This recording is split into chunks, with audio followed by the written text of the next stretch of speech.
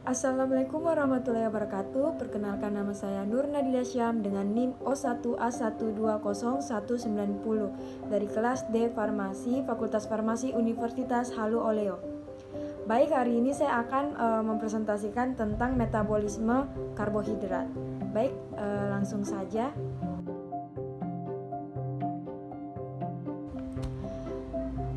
Baik, yang pertama ada glikolisis, yang berasal dari kata gliko yang artinya gula dan lisis yang berarti penguraian. Jadi glikolisis merupakan proses penguraian gula 6 karbon menjadi 2 molekul asam pyruvate berkarbon. Selanjutnya ada glikogenesis. Glikogenesis adalah lintasan metabolisme yang mengkonversi glukosa menjadi glikogen untuk disimpan di dalam hati. Selanjutnya ada glikogenolisis, merupakan proses pemecahan molekul glikogen menjadi glukosa. Glukosa diperoleh dengan memecah glikogen menjadi glukosa yang kemudian digunakan untuk memproduksi energi. Selanjutnya yaitu ada gluconeogenesis, yang dimana adalah proses sintesis atau pembentukan glukosa dari sumber bukan karbohidrat. Gluconeogenesis terjadi terutama dalam hati dan dalam jumlah sedikit terjadi pada korteks ginjal. Gluconeogenesis terjadi pada organ-organ yang membutuhkan glukosa ialah jumlah yang banyak. Gluconeogenesis terjadi di hati untuk menjaga kadar glukosa darah tetap dalam kondisi normal. Baik, slide selanjutnya yaitu tentang siklus glikolisis. Glikolisis adalah rangkaian reaksi kimia penguraian glukosa yang dimana memiliki 6 atom C menjadi asam pyruvate senyawa yang memiliki 3 atom C, NADH dan ATP. NADH atau nikotinamida adenina-nukleotida hidrogen adalah koenzim yang mengikat elektron H sehingga disebut sumber elektron berenergi tinggi. ATP atau adenosin trisfosfat merupakan senyawa berenergi tinggi. Setiap pelepasan gugus fosfatnya menghasilkan energi. Pada proses glikolisis, setiap satu molekul glukosa diubah menjadi 2 molekul asam pyruvate, 2 NADH dan 2 ATP. Glikolisis memiliki sifat-sifat antara lain, glikolisis dapat berlangsung secara aerob maupun anaerob. Glikolisis melibatkan enzim ATP dan ADP. Serta peranan ATP dan ADP pada glikolisis adalah memindahkan atau mentransfer fosfat dari molekul yang satu ke molekul yang lain. Pada sel eukariotik, glikolisis terjadi di sitoplasma atau sitosol. Glikolisis terjadi melalui 10 tahapan yang terdiri dari 5 tahapan penggunaan energi dan 5 tahapan pengguna atau pelepasan energi. Berikut ini reaksi glikolisis secara lengkap. Dari skema tahapan glikolisis menunjukkan bahwa energi yang dibutuhkan pada tahap penggunaan energi adalah 2 ATP. Sementara itu energi yang dihasilkan pada tahap pelepasan energi adalah 4 ATP dan 2 NADH. Dengan demikian, selisih energi atau hasil akhir dari glikolisis adalah 2 ATP tambah 2 NADH. Baik, bisa kita lihat dari gambar Dena di samping bahwa siklus ini terbagi menjadi 2 tahap, yaitu ada tahap penggunaan energi dan tahap pelepasan energi. Pada tahap penggunaan energi, penambahan gugus fosfat pada molekul glukosa dengan bantuan enzim heksosinase sehingga terbentuk glukosa 6-fosfat. Selanjutnya glukosa 6-fosfat diubah menjadi isomernya yaitu fruktosa 6-fosfat. Lalu fosfor fruktokinase mentransfer gugus fosfat dari ATP ke fruktosa 6-fosfat fruktosa 1,6 disfosfat. Lalu ada aldolase membagi molekul gula yang dimana fruktosa 1,6 disfosfat menjadi 2 molekul gula yang berbeda dan merupakan isomernya. Yang terakhir yaitu 2 molekul gliseraldehid fosfat masing-masing akan masuk pada tahapan glikolisis selanjutnya. Lalu pada tahap pelepasan energi yang pertama yaitu tahap pertamanya triosa fosfat dehidrogenase mengkatalisis pemindahan elektron dan H+ dari substrat yang dimana gliserdehid fosfat. Kemudian ke NAD+ membentuk NADH. Lalu glikolisis menghasilkan ATP. Gula telah diubah menjadi senyawa asam organik oleh fosfoglycerokinase. Kemudian gugus fosfat dipindahkan sehingga menjadi 2 fosfogliserat oleh fosfogliseromutase. Kemudian 2 fosfogliserat melepaskan molekul H2O sehingga terbentuk fosfoenol piruvat kinase oleh enolase.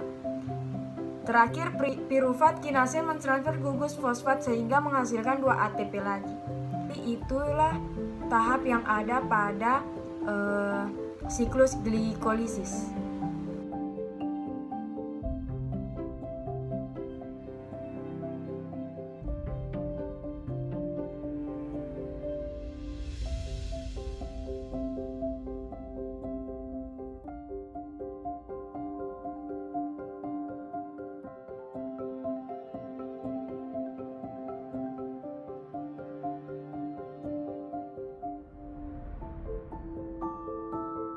Baik, selanjutnya bisa kita lihat pada gambar Dena di samping siklus Krebs. Siklus ini dimulai dengan asetil KOA berikatan dengan oksaloasetat membentuk sitrat.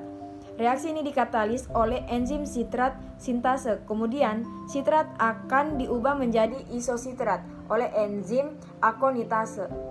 Isositrat tersebut diproses menjadi alfa ketoglutarat oleh enzim isositrat dehidrogenase. Reaksi ini melepaskan CO2 dan menghasilkan NADH.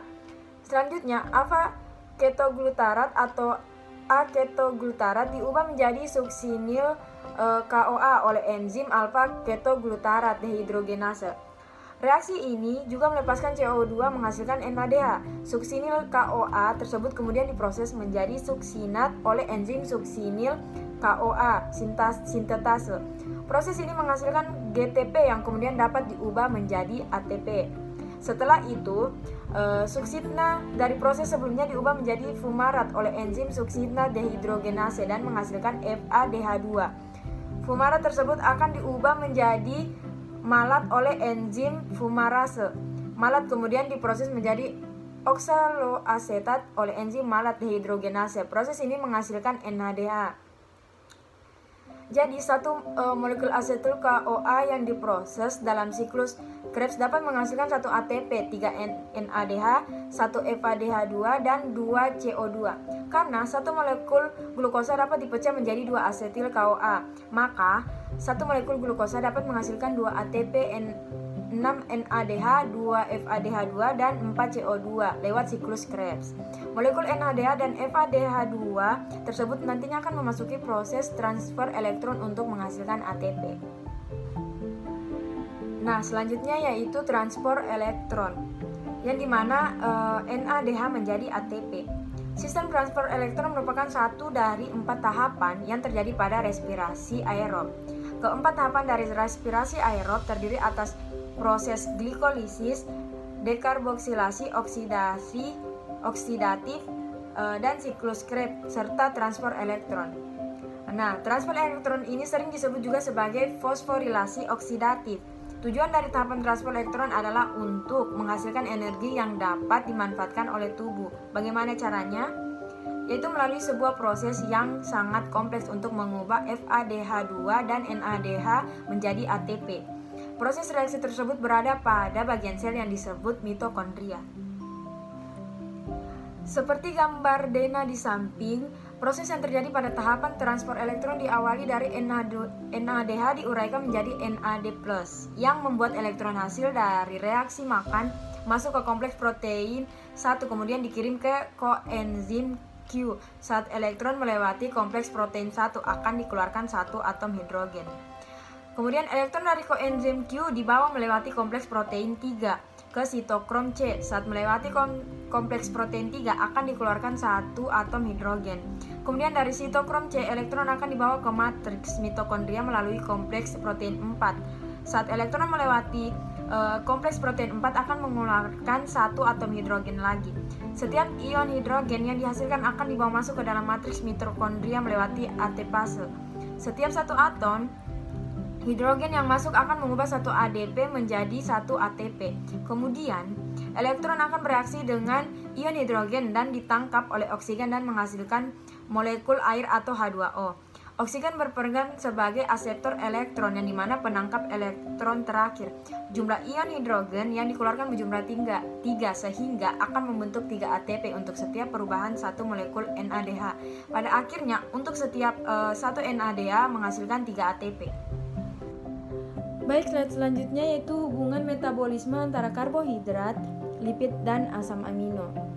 Hubungan metabolisme protein, karbohidrat, dan lipid jadi keterkaitan karbohidrat, protein, dan lemak, yaitu mereka akan dimetabolisme yang hasil akhirnya menjadi asetil CoA, di mana asetil CoA merupakan substrat untuk siklus Krebs.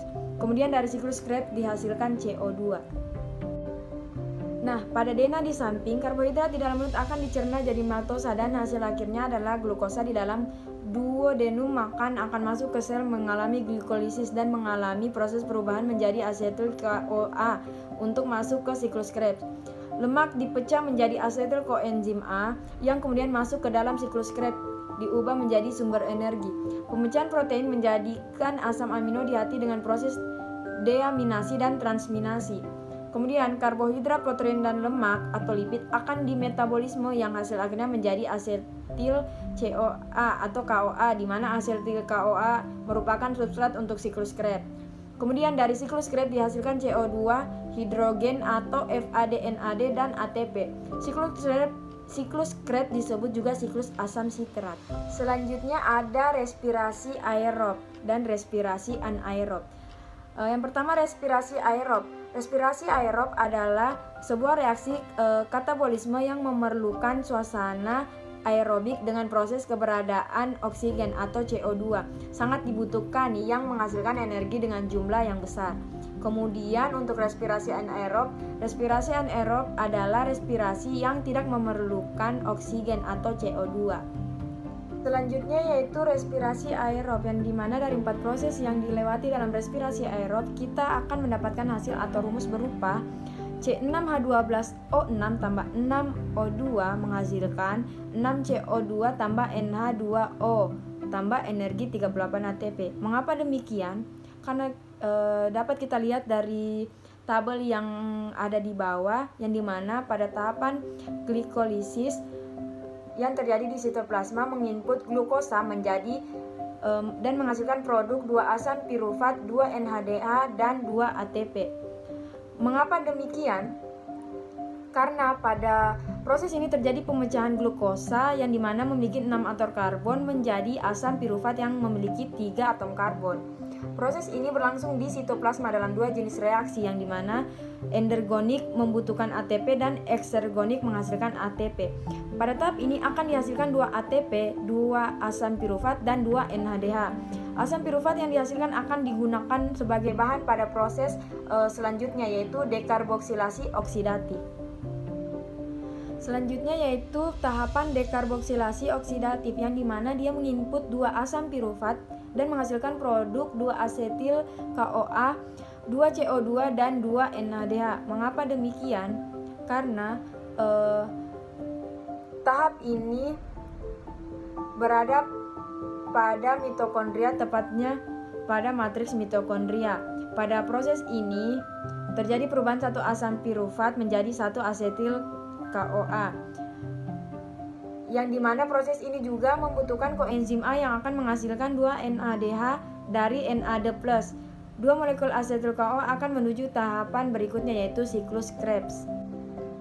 Selanjutnya yaitu siklus Krebs, yang dimana dia menginput 2 asetil KOA dan menghasilkan produk 4 CO2, 6 NADH, 2 FADH2, dan 2 ATP. Mengapa demikian?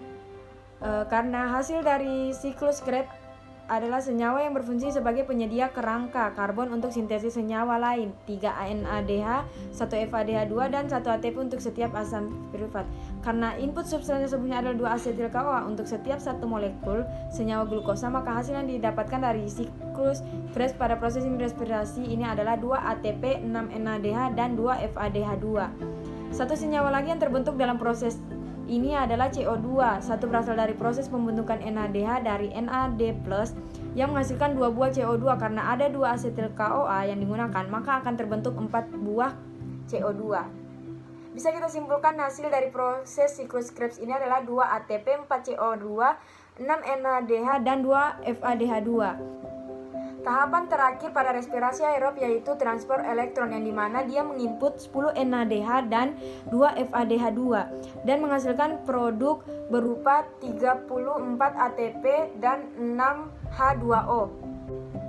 Mengapa demikian? Karena dari proses sebelumnya kita mendapatkan 10 NADH, karena satu molekul NADH menghasilkan 3 ATP, maka total ATP yang didapatkan adalah 10 NADH dikali 3 ATP yang menghasilkan 30 ATP. Sedangkan jumlah FADH2 yang kita dapatkan dari proses siklus Krebs menghasilkan 2 buah molekul FADH2. Jika satu molekul FADH2 menghasilkan 2 ATP, maka total ATP yang kita dapatkan dari FA2 adalah 4 ATP.